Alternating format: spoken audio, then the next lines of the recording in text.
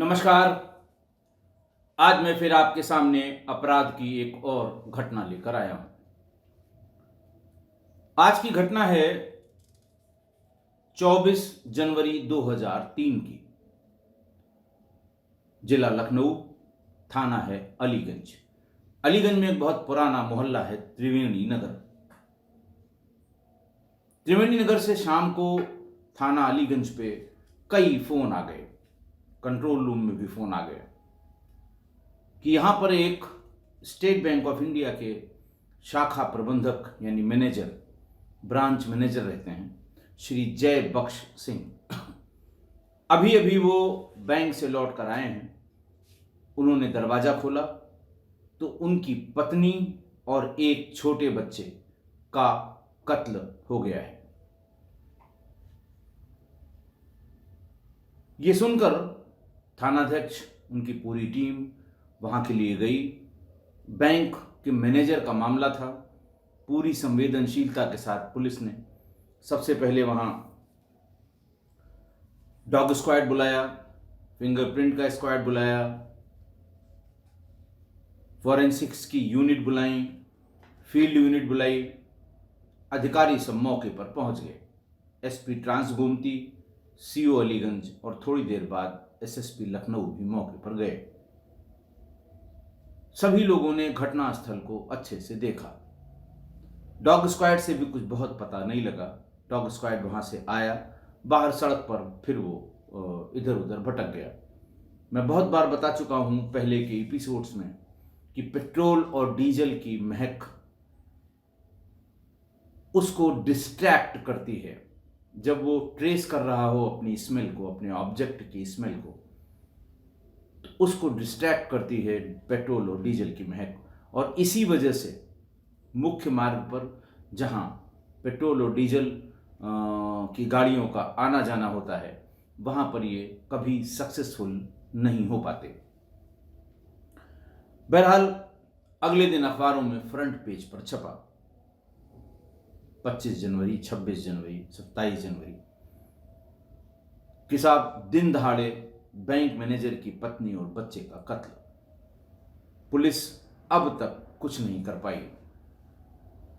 अलीगंज की नाकारा पुलिस, लखनऊ की नाकारा पुलिस। मैं बहुत बार बता चुका हूं कि ये इस तरह की खबरें कितना दिमाग को परेशान करती थी पुलिस को। बहरहाल पुलिस की बहुत किरकिरी होने पे एसएसपी ने एक टीम बनाई और टीम के सभी सदस्यों को उनका अलग अलग काम दिया और ये कहा कि गहराई से नए सिरे से जांच करें। इसी बीच जब ये पुलिस वहां पहुंची थी तो वहां एक महिला की रक्त रंजित लाश पड़ी थी। ऐसा लग रहा था कि किसी शार्प एज्ड वेपन से उसके गर्दन पर और शरीर पर कई जगह वार किए गए हैं। और एक छोटा बच्चा जिसकी उम्र कोई 6 साल होगी, ऐसा लग रहा था कि उसकी गर्दन दबाकर हत्या की गई है। पूरे घर में सामान उलट पुलट के बिखेर दिया गया है। ऐसा लग रहा था कि लूटने, पैसा लेने या किसी कागज के ढूंढने के उद्देश्य से प्रोफेशनल क्रिमिनल्स घर के भीतर घुसे, 2 लोगों की हत्या की और जो कुछ उन्हें ले जाना था वो ले गए। पोस्टमार्टम रिपोर्ट में जो बैंक मैनेजर की जय बख्श सिंह की पत्नी थी मुक्ता सिंह, जिनकी उम्र कोई 28-30 साल रही होगी, उनकी पोस्टमार्टम रिपोर्ट में cause of death due to hemorrhage and cause of death due to shock and hemorrhage as a result of antemortem injuries caused by sharp edged objects। बच्चे की पीएम रिपोर्ट में आया मृत्युंजय की cause of death due to asphyxia as a result of smooth ring, यानी उसके गर्दन को दबा के या उसके मुंह को दबा के उसकी सांस को जबरदस्ती रोक के उसकी हत्या की गई है। जो टीम बनाई गई उसमें थानाध्यक्ष उस समय के अलीगंज के परशुराम सिंह, सब इंस्पेक्टर अजीत प्रताप सिंह, और एसओजी का एक उस समय बहुत अच्छा और चर्चित सिपाही था। इसने बहुत अच्छे अच्छे केसेस खोले थे। सुधाकर ओझा, कांस्टेबल विद्यासागर, कांस्टेबल कामता मिश्रा।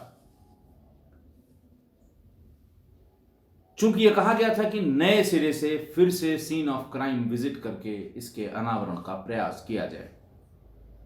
घटना के 3-4 दिन बाद, बहुत किरकिरी होने के बाद, ये पूरी टीम एक बार फिर से बैंक मैनेजर जयबख्श सिंह के यहां पहुंची।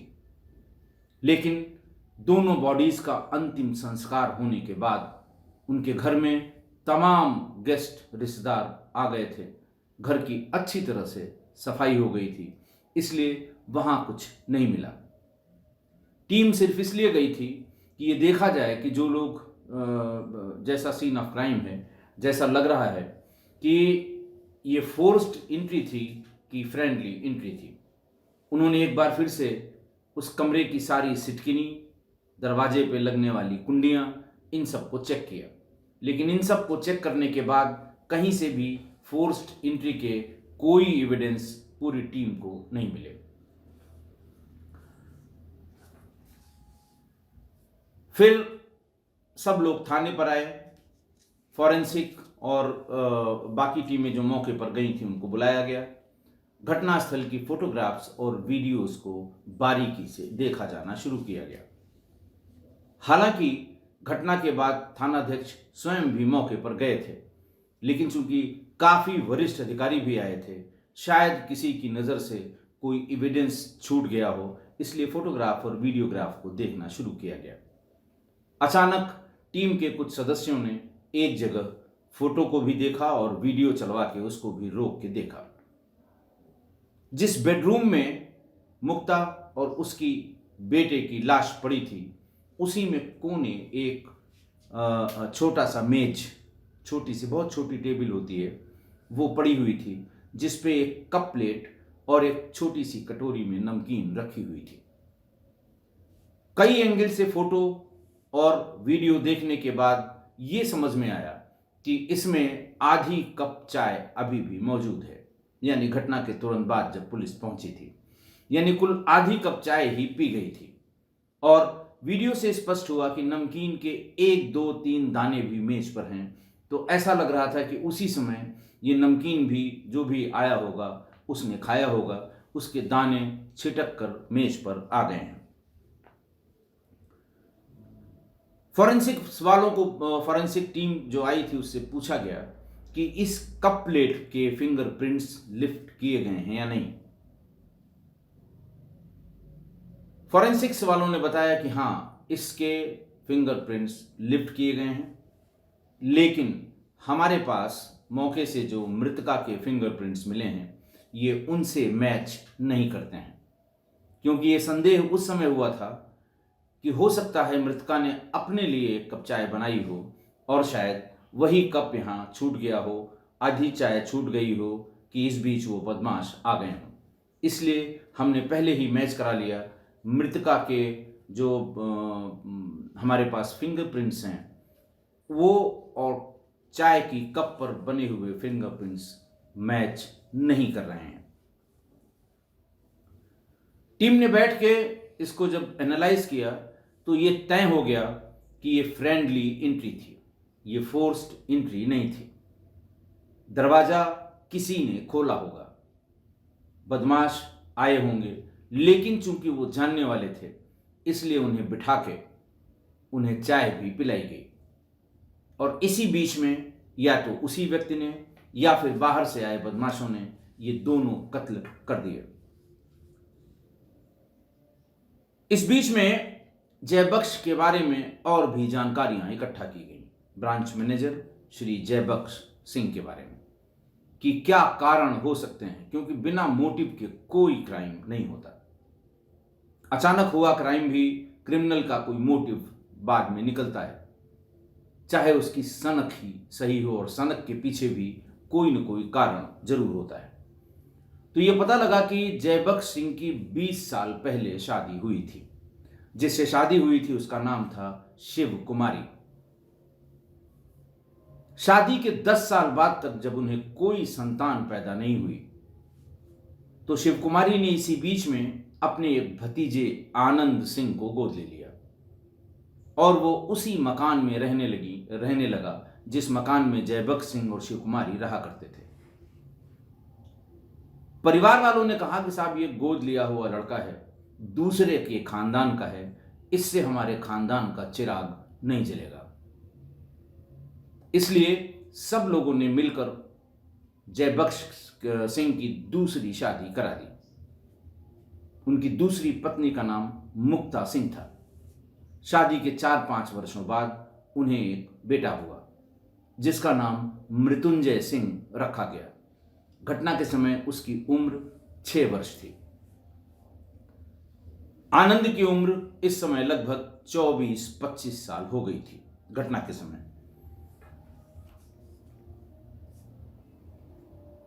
जब दूसरी शादी हो गई तो मुक्ता को केवल इसी बात पर आपत्ति थी कि अब आनंद यहां क्यों रहता है, क्योंकि पहली पत्नी शिव कुमारी और मुक्ता दोनों ही जयबख्श सिंह साहब के मकान में रहते थे।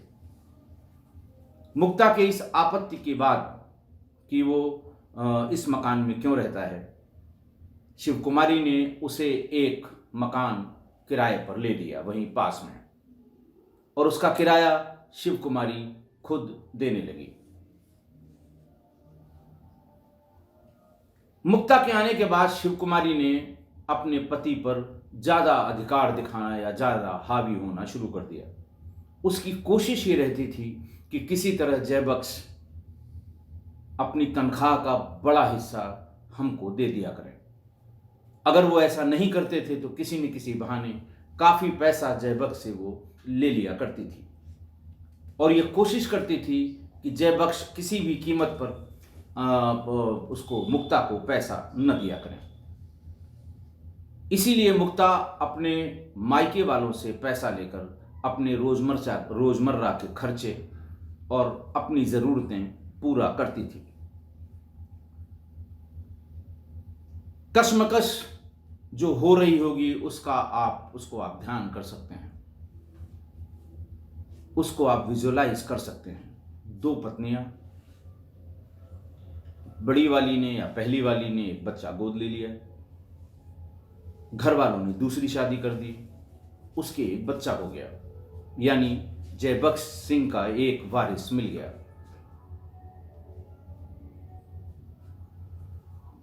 शिव कुमारी के दिमाग में कुछ न कुछ चल रहा था। उसने जो पैसा वो जयबख्श से हड़प लिया करती थी, ऐंठ लिया करती थी, उससे उसने घर के ठीक सामने ही एक प्लॉट अपने भतीजे आनंद सिंह के नाम खरीदवा दिया, रजिस्ट्री करा दी। वो प्लॉट उस समय 1.5 लाख रुपए का था। 50,000 रुपए शिव कुमारी ने फौरन अपने भतीजे को देकर उसकी रजिस्ट्री करा ली। बाकी के 1 लाख के बारे में वो ये कहती रही कि मैं किसी न किसी बहाने ऐंठ लूंगी जयबख्श से, तब ये पैसा पूरा कर दूंगी। एक दिन उस जमीन का मालिक, जिसे 1 लाख रुपए नहीं मिल पा रहे थे और पहली वाली पत्नी शिव कुमारी उसे बार बार टाल देती थी कि अगले महीने दूंगी, 10 दिन बाद दूंगी, 15 दिन बाद दूंगी, वो जयबख्श सिंह के बैंक में उनके ऑफिस में पहुंच गया और उसने कहा कि हमारा 1 लाख रुपए उस जमीन का बाकी है जिसकी मैंने रजिस्ट्री कराई है और मैडम बार बार उसे टाल रही हैं। मैंने सोचा आपको बता दूं, आप बैंक में हैं, कोई न कोई तरकीब निकाल कर ये पैसा मेरा दे दीजिए, मुझे जरूरत है। जयबख्श सिंह ने कहा कि मुझे तो पता नहीं कि इस तरह की कोई रजिस्ट्री या कोई जमीन की खरीद फरोख्त मेरी पत्नी ने की हो, न मेरे कभी संज्ञान में आया। जबकि सही भी यही था कि शिव कुमारी ने यह सब काम इतना चोरी से किया कि न तो जयबख्श सिंह को इसके बारे में जानकारी थी और न मुक्ता को इस बारे में कोई जानकारी थी। जयबख्श सिंह घर आए और आते ही शिव कुमार को बुलवाया। शिव कुमारी से कहा कि तुमने कोई जमीन खरीदी है। पहले उसने मना किया। जब जयबख्श सिंह ने कहा कि वो आदमी फला फला है, मेरे ऑफिस में आया था, वो बता रहा था कि 1 लाख रुपए उसका बकाया है, तो जब ये जमीन तुमको लेनी थी तो मुझे बता देना चाहिए था। किसके नाम ली गई, कब ली गई, कितने में दिया, बीच में कौन पड़ा, इतनी सारी बातें जयबख्श सिंह ने अपनी पहली पत्नी शिव कुमारी से पूछी। शिव कुमारी ने कहा कि चलिए, जब आपको पता ही लग गया तो 1 लाख रुपए अब दे दीजिए, उस बेचारे को अपना मकान बनवा लेने दीजिए। ये सारा कन्वर्सेशन जब हो रहा था तो मुक्ता भी वहीं थी। मुक्ता बीच में आ गई। उसने कहा कि आप तो इस मकान में रह रही हैं, आपको मकान की कोई ज़रूरत नहीं है। आपके भाई भतीजे वो अपना मकान अपने से बनाएंगे, मेरे पति उसके लिए पैसा क्यों दें। उसकी बात से जयबख्श सिंह भी वहां सहमत हो गए। उन्होंने कहा कि मैं ये पैसा बिल्कुल नहीं दूंगा। जब इतनी बात विवेचना करने वाली टीम को पता लगी तो विवेचना करने वाली टीम ने यह निष्कर्ष निकाला कि महिला और उस बच्चे के मरने से इन्हीं दोनों को फायदा होगा, मुक्ता और आनंद सिंह को, क्योंकि तब प्रॉपर्टी का सिर्फ एक ही वारिस रहेगा, आनंद सिंह। उसे गोद लिया गया है। असली वारिस उसको इन लोगों ने मार दिया और उसकी मां को भी मार दिया। लेकिन सवाल यह था कि यह सबूत, ये एविडेंस कहां से शुरू किया जाए, क्योंकि जयबख्श सिंह जब जब उनकी पत्नी, पहली पत्नी शिव कुमारी को बुलाया जाता था थाने पर, वो नाराज होते थे। बैंक ऑफिसर्स एसोसिएशन के लोगों से फ़ोन कराते थे कि साहब मेरी ही पत्नी की हत्या हुई है और मेरे ही घर के परिवार के लोगों को परेशान किया जा रहा है।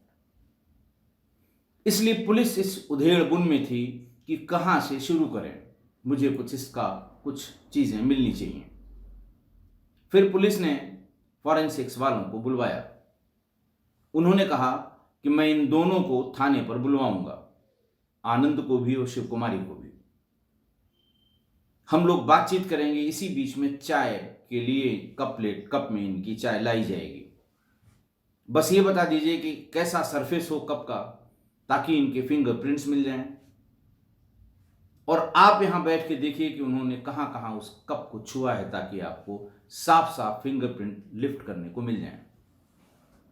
लेकिन कतई इनको शक नहीं होना चाहिए, वरना ये मना कर देंगे कि हम चाय नहीं पीते। बात तय हो गई। 2 सिपाही गए और उन्होंने बुलाया कि साहब आपका बयान नहीं लिखा गया है, और आपका बयान लिखा जाए तब हम लोग आगे की कोशिश करें बदमाशों को पकड़ने की। दोनों ही आ गए थाने पर। पूरी टीम बैठी हुई थी। बहुत ही सौहार्दपूर्ण वातावरण में उससे बातचीत शुरू हुई, जैसे कि पूरा थाना बहुत दुखी हो उनके घर की इन 2 हत्याओं से। बातचीत के बीच में ही टीम के मेंबर्स ने कहा कि भाई बहुत देर हो गई, चाय पिलवा दीजिए। बात पहले से तय थी। जो हमारी फॉरेंसिक की टीम लोकल जिले की होती, वो उसके सदस्य बैठे हुए थे। चाय मंगाई गई। उन दोनों के कप को अच्छे से साफ करके, बिना कहीं कोई उंगली टच किए हुए, सिर्फ प्लेट को पकड़कर उन दोनों की चाय सर्व की गई। बाकी सबको सामान्य रूप से जैसे चाय सर्व की जाती है सर्व की गई। थोड़ी देर में सब लोगों ने पीना शुरू किया। उन दोनों ने भी चाय पीना शुरू कर दिया। जब उनकी चाय खत्म हुई तो किसी बहाने टीम ने कहा कि आप दोनों लोग 2 मिनट के लिए बाहर बैठ जाइए, हम ये देख लें कि हमसे कोई सवाल और छूट तो नहीं रहा है, उसके बाद हम फिर से बुला के आपसे बातचीत करेंगे। वो दोनों बाहर चले गए। जो फॉरेंसिक लैब के लोग थे, लोकल हमारी जो यूनिट होती है, उनसे कहा गया कि फौरन आप इसमें जो फिंगरप्रिंट आया है उसको लिफ्ट करिए और सीन ऑफ क्राइम पे जो कप था उसके फिंगरप्रिंट से अनऑफिशियली मैच कराइए। बस सिर्फ ये जानने के लिए कि हम कल को जब ऑफिशियली इसको कोर्ट में सबमिट करेंगे और वहाँ से ये जांच के लिए फॉरेंसिक लैब जाएगा तो उसका रिजल्ट क्या होगा। क्योंकि इन्वेस्टिगेशन के बीच में जो भी फिंगरप्रिंट्स लिफ्ट किए जाते हैं उनको सील बंद किया जाता है, कोर्ट के सामने प्रस्तुत किया जाता है। तो ये बात गलत हो जाएगी कि बीच में इसकी सील को तोड़ के और ऐसा किया गया। फॉरेंसिक्स वाले भी इन सब चीज़ों से अच्छी तरह अवगत होते हैं, इसलिए उन्होंने उसका वो जो फिंगरप्रिंट लिफ्ट किया गया था उसकी इमेजेस अपने पास रख ली थी और उसको सील कर दिया था। दोनों कप में से फिंगरप्रिंट लिफ्ट किए गए और जो उसकी इमेज उनके पास थी उससे जब मिलाया तो आनंद सिंह के फिंगरप्रिंट्स 100% मैच हो गए। बात सबके समझ में आ गई और यही अंदाज भी था। टीम ने दोनों को बुलाया, शिव कुमारी से कहा कि आप बेशक घर जाइए, आनंद से हमें थोड़ी सी और पूछताछ करनी है, आनंद से पूछताछ करने के बाद हम आपको बुला लेंगे। शिव कुमारी घर चली गई। पुलिस के पास अब बहुत बड़ा कारण था अच्छी पूछताछ के लिए। आनंद सिंह से पहले जब शुरुआती पूछताछ शुरू हुई, आनंद सिंह ने साफ मना कर दिया कि उसे किसी तरह की भी जानकारी है। श्रेणीबद्ध शुरू हुई लेकिन बहुत देर तक नहीं टिका और पूरी बात बता दी। उसने ये बताया कि बुआ हमेशा परेशान रहा करती थी कि उनके पति को एक वारिस मिल गया है और जब भी वो बड़ा होगा वो वारिस और मुक्ता ये दोनों मिलके मुझे घर से बेदखल कर देंगी और मेरा वैसे भी बहुत लगाव मेरे पति से नहीं रह जाएगा। इस बात को वो हर दिन रोती थी और आनंद से कहती थी। वो इसीलिए सामने ही एक मकान बनवाना चाहती थी कि अगर भविष्य में कभी मुझे बेदखल किया जाए तो हम और तुम यहीं सामने रह लेंगे और इनकी गतिविधियों पर नजर रखेंगे। आनंद सिंह ने आगे बताया कि पहले फूफा जी मांगने पर मेरी बुआ को जो भी वो मांगती थी रुपया पैसा वो दे दिया करते थे, लेकिन इधर कुछ दिनों से वो इन सब मामलों में मुक्ता से पूछ कर ही कोई उसको फेवर या रुपया पैसा दिया करते थे और मुक्ता हर काम में अड़ंगा लगाती थी। मुझसे बुआ का दुख देखा नहीं गया। मैंने एक दिन बुआ से कहा कि मुक्ता और बच्चे दोनों को मारना बहुत जरूरी है। एक बार इनको मार देंगे ये रोज रोज का टंटा खत्म हो जाएगा। अगर फूफा जी दूसरे बच्चे के लिए फिर शादी करेंगे तो फिर देखा जाएगा। मैंने सिर्फ बुआ से यह बता दिया था कि जैसे ही वो सो जाए, घर में चूंकि इनके लैंडलाइन फोन था, बैंक मैनेजर थे, जैसे ही वो सो जाए फला पीसीओ के इस नंबर पे मुझे बुलवा लेना और मुझे बता देना कि सोई हुई है कि जगी हुई है और फोन करने के तुरंत बाद दरवाजा खोल के रखना। ऐसा ही हुआ। मेरी बुआ ने मुझे फोन किया कि अब मुक्ता सो गई है, तुम जल्दी चले आओ। दरवाजा खोल के रखा था, बीच का दरवाजा जो खुलता नहीं था वो भी खोल दिया था। वो इतना उनको इसलिए समझा रहा था ताकि कहीं चूक न हो। लेकिन जैसे ही वो मुक्ता के बेडरूम में पहुंचा उसने देखा मुक्ता उठ के बैठी हुई है। मुक्ता भी आनंद को देख के थोड़ा सा सशंकित हुई। उसने कहा तुम कैसे आ गए? उसने कहा बुआ, हमारी बुआ को दवा की जरूरत थी, उन्होंने बताया था तो मैं उनके लिए दवा लेकर आया हूं और जब आ ही गया था तो मैंने सोचा आपको भी प्रणाम करके आपका आशीर्वाद ले लूं। मैं बैठ गया वहां पर। इतनी देर में बुआ मेरी चाय भी बनाकर ले आई। मैंने आधी चाय पी होगी कि बुआ ने इशारा कर दिया। मैं अपने साथ चाकू लेकर गया था। बुआ का इशारा पाते ही मैंने तपाक उसके गर्दन पर वार कर दिया, लेकिन चूंकि वो भी सशंकित थी, वो उठ के भागने लगी। मैंने और बुआ ने दोनों ने पकड़कर उसे बेड पर लिटा दिया और उसके गर्दन और चेहरे पे दसियों चाकू के वार किए। इस बीच में बेटा मृत्युंजय उठ गया, चिल्लाने लगा। बुआ ने फौरन उसके मुंह पर एक तकिया रख के बुआ खुद उसके ऊपर बैठ गई। थोड़ी देर बाद, तड़पने के बाद, वो ठंडा हो गया।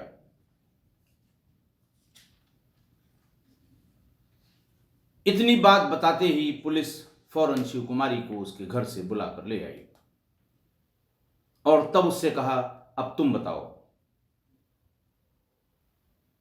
उसने कोई जद्दोजहद नहीं करनी पड़ी। उसने वही पूरी बात बताई जो आनंद ने बताई थी। उन दोनों को 1 फरवरी 2003 को गिरफ्तार करके जेल भेज दिया गया। आज की घटना।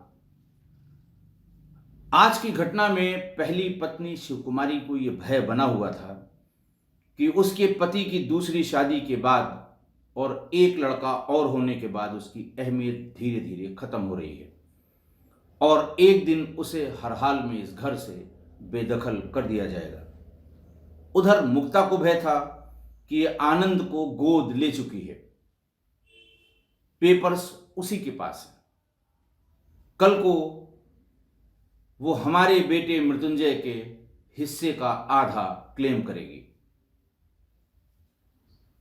दोनों का एक दूसरे के प्रति भय का होना और एक दूसरे पे शंका करना, एक दूसरे के काम को रोकना, इसी को सौतिया डाह कहते हैं।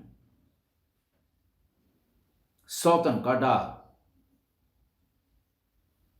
सौतन की जलन। उन दोनों के बीच ये सौतिया डाह डे 1 से, जिस दिन मुक्ता ब्याह के आई थी उस दिन से चल रहा था।